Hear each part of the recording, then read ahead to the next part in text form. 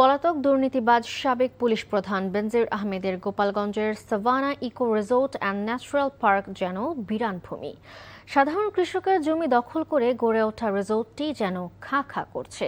জেলা প্রশাসনের মাধ্যমে এই রিসোর্টটি সুরুচি ট্রেডার্সকে লিজ দেওয়া হয়েছে, তবে এখনও ক্ষতিগ্রস্ত কৃষক ফেরত পাচ্ছে না কোনো জমি। এই নিয়ে ক্ষোভ জানিয়ে দ্রুত বেদখল হয়ে যাওয়া জমি ফেরত চাইছেন তারা। গোপালগঞ্জ প্রতিনিধি মাসুদ পারভেজের পাঠানো রিপোর্ট। সাবেক পুলিশ প্রধান বেনজির আহমেদের কোটি টাকার এই রিসোর্টটি একসময় আলোচনার কেন্দ্রবিন্দু ছিল।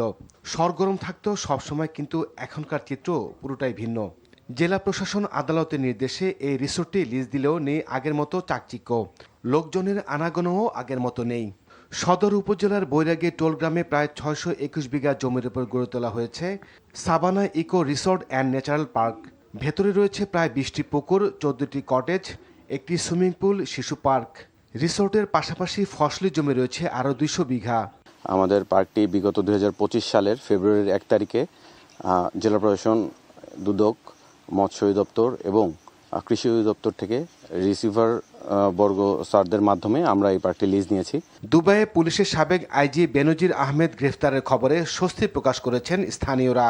অনেক কৃষকের অভিযোগ, জোর করে তাদের জমি কম দামে বিক্রি করতে বাধ্য করা হয়েছে। সেই জমির আল ঠেলে ঠেলে এইভাবে নেট বেড়া দিয়ে আমাকে পুকুর টুকুর কাঁচা মাছ আটকাই ফেলছে। এরপরে বাধ্যতামূলক আমাকে যা খুশি সেইভাবে টাকা দিচ্ছে।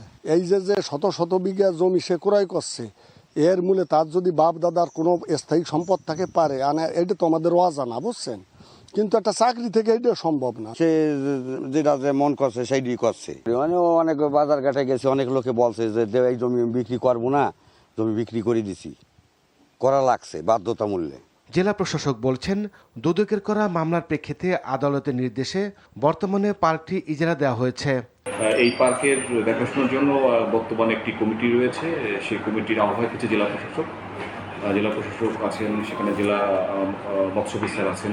এই কমিটির মাধ্যমেই লিজ বা ইজারা কার্যক্রম সম্পন্ন হবে। জোর করে কৃষকদের জমি অধিগ্রহণের অভিযোগ তদন্ত করে প্রয়োজনীয় ব্যবস্থা নেওয়ার দাবি সচেতন মহলের। NTV news desk.